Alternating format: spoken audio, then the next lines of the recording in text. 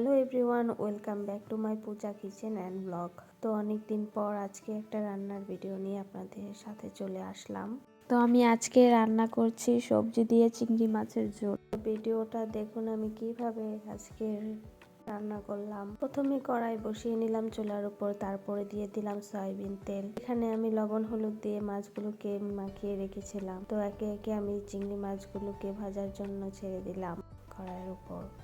তো মাছগুলো আমি ভালো করে ভেজে নেব।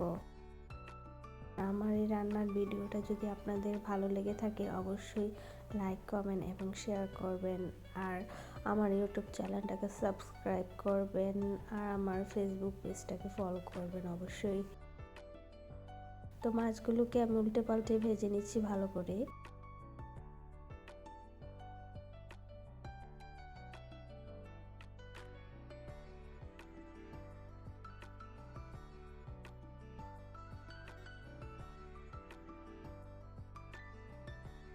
এরপর আমি মাছ ভাজা তেলে দিয়ে দিব কালো জিরা, তারপরে দিয়ে দিলাম পেঁয়াজ কুচি। এখন আমি পেঁয়াজগুলোকে একটু হালকাভাবে ভেজে নেব।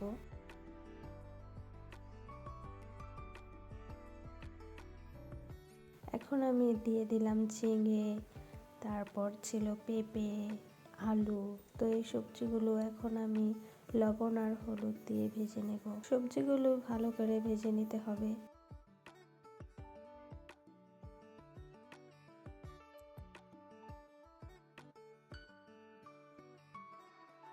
তো এর মাঝে আমি দিয়ে দেব জিরা বাটা, তারপরে কাঁচা মরিচের বাটা, তারপর থাকছে হলুদ গুঁড়া, দিয়ে দিলাম মরিচের গুঁড়া।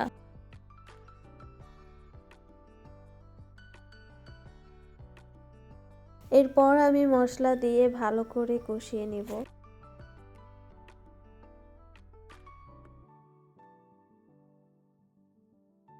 তো মশলাটা দিয়ে সবজিগুলো ভাজা হয়ে গেলে এখন আমি এর উপর দিয়ে দিব জল, তারপর দিয়ে দিব পরিমাণ মতো লবণ।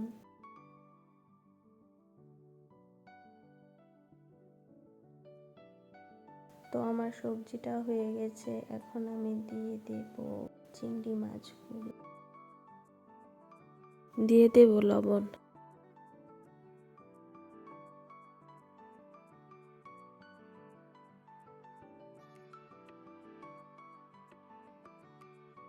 তো আমি এখন এটাকে নামিয়ে নিলাম। তো আমার হয়ে গেল, দেখতেই পারছো সবজি দিয়ে কিভাবে চিংড়ি মাছের ঝোল তৈরি করে নিলাম। তো তোমরাও বিভিন্ন সবজি দিয়ে চিংড়ি মাছটাকে এভাবে রান্না করে নিতে পারো। Thanks for watching.